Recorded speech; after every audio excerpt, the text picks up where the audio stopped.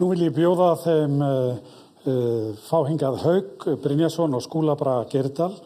Þeir Haukur og Skúli Bragi eru fjölmiðlafræðingar sem starfa hjá Netvís, Netöryggismiðstöð Íslands. Netvís landsbundin miðstöð sem annast fræðslu og vitundarvakningu og stendur fyrir rannsóknum og útgáfu skýrslna félagslegt netöryggi.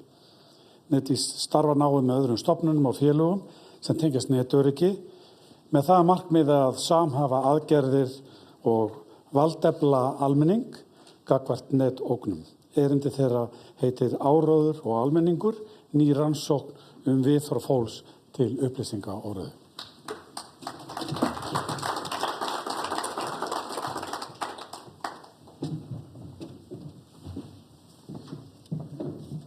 Já, takk hérlega fyrir þessa kynningu.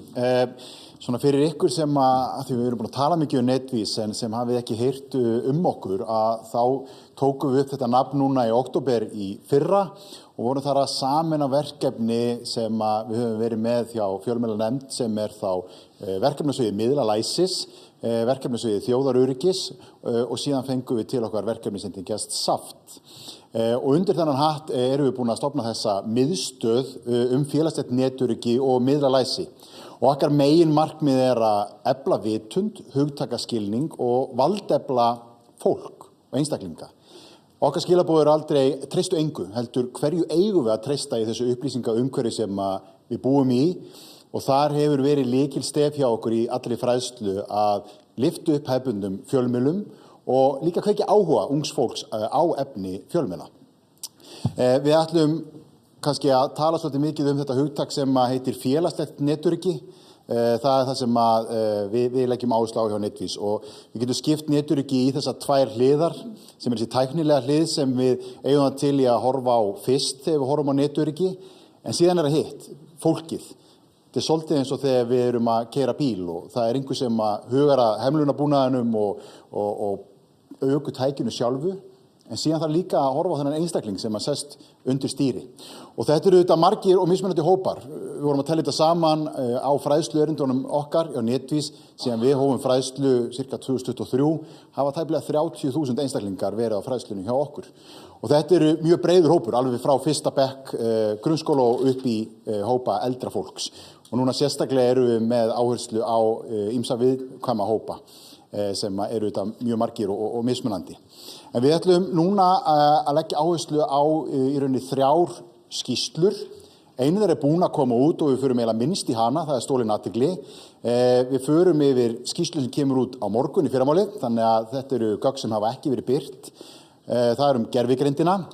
En við ætlum að byrja að fara yfir skýrsluna sem svolítið lengra í, sem þjóðaröryggi og skautun. Hún væntanleg og svona, við kannski getum áætlað að þetta séu kannski 3-4 vikur í að hún komi út. En hér ætlum við að reyna að svara spurningunum að því að við öll inni erum held ég sammála að þetta skipta allt sama máli sem við erum að tala En hvað finnst fólki, almenningi, hvernig þetta birtast, hvar og hver hæfni fólks til að takast á þessar áskorunni sem við erum að fjalla hér. En Haukur, þú ætlar að svara því. Já. Þetta verða svona inn á skiptingar hjá okkur eins og vanlega þegar við erum í fræðslu. Já, rétt. Markmið okkar var að fá svona aðeins meiri innsýn inn í viðhorf landans við þessum atriðum og og fórum í þessa vinnu með maskinu að senda út þessa stóru spurningakönnun og erum að gefa út þessar 3 skýrslur upp úr því. Og fyrsta sem við ætlum aðeins að fara yfir bara svona þetta einfalda. Hefur fólk áhyggjur af þessum hlutum sem við erum að ræða hér í dag? Og við spurðum einfallega, hefur þú miklar, litlar eða engar áhyggjur af áróðursherferðum erlendra ríkja hér á landi sem reyna að grafa undan samfélagslegu trausti og lýðræðislegum gildum? Mjög þjált og gott.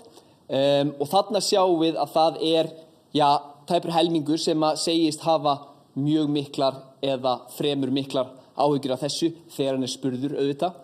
Og svo þriðjungur sem svarar þarna í meðalagi og svo 23% segist hafa litlar eða engar áhyggjur af slíku. Nú, við fórum aðeins dýpra ofan í þetta og við spurðum líka hvort að fólk hafi orðið vart við þetta. Hversu oft hefur orðið var við slíkar áróðursherferðir á undanförnum 12 mánuðum? Þarna sjáum við að flestir hafa einhvers staðar, einhvern tímann á síðustu 12 mánuðum orðið varir við þetta og þarna töluvert hlutfall sem að svara nokkur sinnum í viku eða jafnvel nokkur sinnum í mánuði. Og við sjáum það þarna að það eru 76% þátttakenda sem að vildu meina að þeir hefðu orðið varir við slíkt á undanförnum 12 mánuðum. Og þá lágu þetta beinast við að spyrja hvar eru þið að rekast á þessa hluti og það var svona eitt staður sem að skar sig dálítið út, það var Facebook. Það virðist vera staðurinn þar sem að fólk að rekast á þetta. Svo þarna Instagram og TikTok sem að kannski kemur í kjölfarið og það var áhugavert að skoða þetta út frá aldri líka. Við sjáum það að Facebook stærsti, það eru flestir sem segja Facebook hérna í öllum aldurshópum, en ef við horfum á yngra fólk þá eru fleiri miðlar svona sem að koma upp á borðið þar, Instagram, TikTok og Twitter mögulega, og þetta auðvitað eitthvað sem að við þekkjum yngra fólk á fleiri miðlum en eldra fólk og því að sjá þessa hluti kannski víðar. Þannig að kannski, kemur ekkert brjálæðslega á óvart, en það sem áhugavert hversu afgerandi Facebook í þessu samhengi. Nú, svo að því við erum að tala um kosningar hér í dag, þá var ein spurning sem var beinlínis kosningar og þjóðaratkvæðagreiðslur. Hér spurt, hefur þú miklar, litlar eða engar áhyggjur af því að áróðursherferðir erlendra ríkja gætu haft áhrif á kosningar eða þjóðaratkvæðagreiðslur hér á landi í náinni framtíð? Og þarna sjáum við að það óbúslega svona jöfn skipting á svörunum. Það þriðjungur sem að segist hafa miklar áhyggjur af þessu, þriðjungur sem að segist hafa í meðalagi miklar áhyggjur og svo örlítið færri sem að hafa þá litlar eða engar áhyggjur af þessu. Og við sjáum það að það eru flestir sem eru að svona taka einhver afstöðu þarna í miðjunni, annaðhvort í meðalagi eða fremur miklar eða fremur litlar. Nú, en það eru þá allavega, við sjáum það eru einhverjir og töluvert hluti sem að hefur áhyggjur af þessu. Nú, við spurðum líka hversu vel undirbúin ertu til þess að svona sjá í gegnum slíkar áróðursherferðir. Þarna rúmur helmingur sem að segist vera að eigin sögn allavega vel undirbúin undir slíkt og rúmur þriðjungur sem segir í meðalagi og færri sem að segjast vera illa undirbúnir. En stóra fréttin hér kannski þegar við horfum á þetta út frá aldri. Þá sjáum við að svona yngra fólk hefur meiri trú á sjálfu sér í þessu samhengi heldur en þeir sem að eldri eru og þetta rímar óbúslega vel við það sem að við heyrum þegar við erum að fara í fræðslur og eiga samtöl við þessa hópa og erum að ræða þessi mál, að okkar tilfinning svo að yngra fólk hefur oft svona meiri trú á eigin færni til að sjá í gegnum þessa hluti heldur en þeir sem að eldri eru. Hvort sem að það réttmæt trú skal ég ekki segja. En og svo var það gervigreindin, Skúli. Já, þá tökum við aðra eina skiptingu.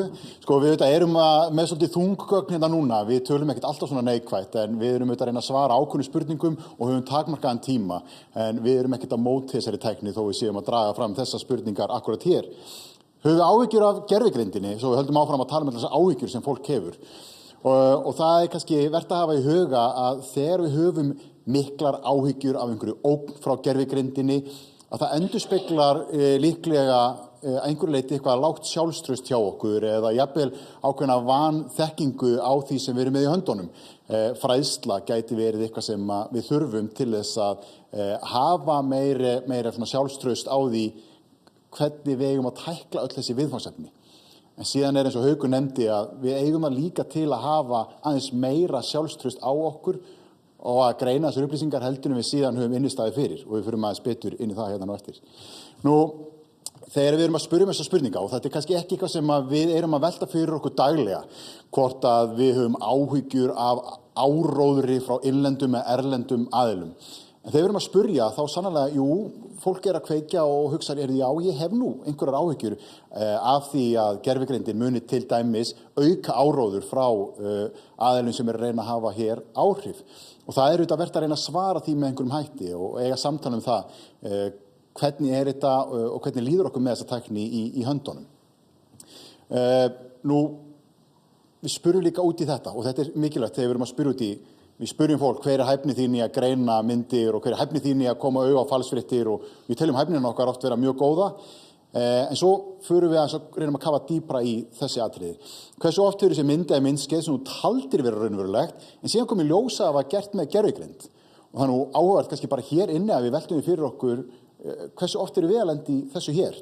Ég get alveg viðurkennt það að ég hef lent í því að kaupa það í fyrstu atriðinu að þetta sé raunverulegt en síðan horfa aðeins lengur og komast í því að þetta sé ekki alvöru myndband sem ég er að horfa á. Og við lögðum fyrir nokkuð dæmi, við gerum þetta mikið í fræðslu og eitt dæmi sem við lögðum fyrir hópin var einfallega þessi hér.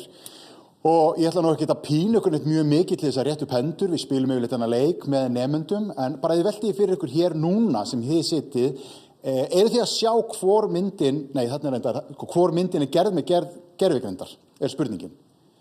Við erum að spyrja hvor myndin er gerð með gervigreind. Og við kannski búin að móta okkur einhverja skoðun á því. Ég ætla að sýna ykkur hver svörunin var. Hún er nokkuð afgerandi, þetta voru kringum 80% sem að segja að mynd A sé gerð með gervigreind. Og núna ætla ég að bjóða ykkur upp á þann möguleika að skiptum skoðun ef þið erum á annarri skoðun eða hafið þetta áhrif á skoðunum ykkar að vita hvað megnið að fólki sagði. Og síðan fáum við auðvitað bara rétt svar hérna, handan við horni og það kemur í ljós auðvitað að í grunninn voru við með flestöll rangt svar í þessari spurningu. Veit svo sem ekki hvað þið voru með hér en þið getið alveg hampað ykkur að því hafa verið með rétt svara því ég spurði ykkur ekki uppátt. En þetta er áhugavert að sjá þetta líka þegar við skoðum þetta eftir mismunandi aldurshópum. Hér er sá yngsti sem að hafði mitt þetta ábúðslega sjálfstraust á þeirra hæfni að greina þessa myndir sem að, svolítið klúðraði þessari spurningu laglega. Þannig að hérna núna jartengi við þennan hóp og segjum, við ætlum að fara þessi gegnum þetta betur. Ákafast að horfa. En það er mögulega sólin framan í henni og brosmildi sem gerir hana aðeins meira aðlaðandi en drenginn hinum megin. Nú þegar við erum inn á þessu vettvangi þá er þetta ekkert eitthvað 50-50 val, hvor er raunverulegur og hvor er gervigreind. Ef við erum með þessar 4 myndir hér og nú er spurningin, hver af þessum 4 er raunverulegur einstaklingur? Þetta eru bara prófælmyndir sem getur byrst okkur, þetta getur einstaklingar sem vilja vera vinir okkar, biðja okkur upplýsingar, biðja okkur símanúmer. Hver er raunverulegur hér? Við fáum ekkert langan tíma, en ég skal gefa ykkur svörunina sem að koma út og kringum helmingur er að segja að D-myndin hér sé raunveruleg. Nú veit ég ekki hvort þið eru sammála þeim og hvort við viljum mögulega hoppa á þennan vagn. Það gagnaðist okkur ekkert sérstaklega vel í spurningun áðan. Erum við sammála meiri hlutunum hér eða ætlum við að standa við okkar eigin svar? Fá rétt svar, hér meiri hlutin hafi rétt fyrir sér hér í þessari spurningu. Ok, einhverju fagna, flott, vel gert hjá ykkur. Hvaða hópur var það? Var það gamla fólkið aftur? Nei, hérna er unga fólkið sem kemur sterkt inn og náði þessu svari rétt. Og hvað segir þetta okkur allt saman? Þetta eru auðvitað einhverju liti tilviljanakennt. Þetta próf eru auðvitað svolítið meira til gammans gert, en það segir okkur samt að við eigum kannski í ákveðnu vanda með að greina þessar myndir. Hér voru mögulega yngsti hópurinn að horfa á augun á manninum en fjall fyrir síðan birtunni í myndinni áðan. Þannig að auðvitað grunnþátturinn í þessu öllu saman, ég veit ekki hversu vel þið stóðu okkur, en þurfum við eitthvað gervigreindarlæsi, þurfum við að ræðum þetta, þurfum við að efla þessa þætti. Þetta er klukkutíma erindi sem að Netvís er með í boði. Og þetta ég er nú sammála meiri hlutunum hér, við þurfum meira gervigreindarlæsi. Við erum alveg að vera búin með tíman okkar, Haukur. Kóttu eldsnögt inn á lokapunktinn, við erum að fara að koma með bombuna. Ég veit að það er nefnilega þannig að þetta er skýrsla sem við gáum út í janúar, þannig að ég vona að sé allir búin að lesa hana, þannig við viljum ekki að fara mikið út í hana, en það er eitt sem við viljum benda á í þessu samhengi og það var spurning hér, hversu oft hefur þú rekist á efni, færslur, myndir, myndbönd eða mím á netinu sem innihélt hatursfullar tilvísanir í garð einhverja hópa síðastliðna 12 mánuði.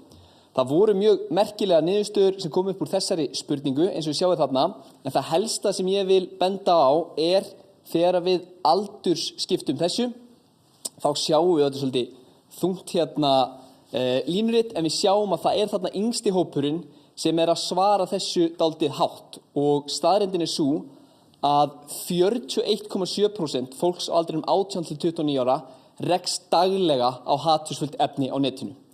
Þetta eru sláandi tölur, en þetta kemur mér ekki óvart sem er á þessum aldri. Ég hefði sjálfur hakað í daglega þarna og þetta kannski tengir okkur inn í, þetta fær mann til þess að hugsa og tengir okkur kannski inn í það síðasta sem við ætlum að tala um núna, Skúli, Já, bara að því við erum öll alin upp á samfélagsmiðlum og athyglisspani okkar skemmt af þeim, þannig að við munum bara eftir í seinasta sem við heyrðum, þannig að við geymdum stóru spurninguna þangað til í lokin. Hefur þetta einhver áhrif á skoðanir fólk á mismunandi hópum samfélagsins? Og við höfum spurt tvisvar að þessari spurningu hér og það sem að vekur áhuga okkar þegar við fyrir að skoða þetta, og þetta eru óútgefin gögn, að ef við zoomum inn hérna efstu hópana, að við sjáum mun meira grænum örfum heldur en rauðum. Almennt séð aðeins að fjölga í þeim hópi sem að mislíkar á einhvern hátt mismunandi hópar samfélagsins. Þessi trónaðarna á toppinum eru fyrst og fremst á grundvelli skoðana en ekki sem sagt trú eða því hvernig við erum að skilgreina okkur sem einstaklinga. En það sem mjög áhugavert í þessari spurningu. Hér heilt yfir erum við að sjá mikla hækkun. Helsta lækkunin hjá vopnasafnurum, en það útskýrist, held ég að mestu leyti því að þegar við spurðum í fyrra skiptið, þá voru þeir mjög mikið í fréttum. Þannig að þetta svona kannski aðeins að leiðrétta sig þarna.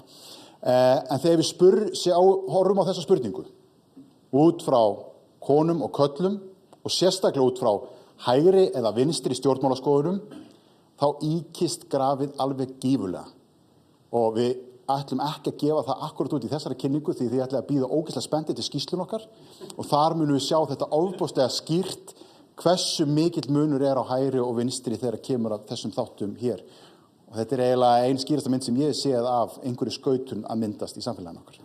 En með þetta í maganum ætlum við að halda áfram inn í næsta erindi. Fylgist þið með. Á morgun kemur gervigreindarskýrslan og það margt jákvætt þar líka þó við verum þetta neikvæð hérna núna. Þannig að við þökkum fyrir okkur. Já, takk fyrir.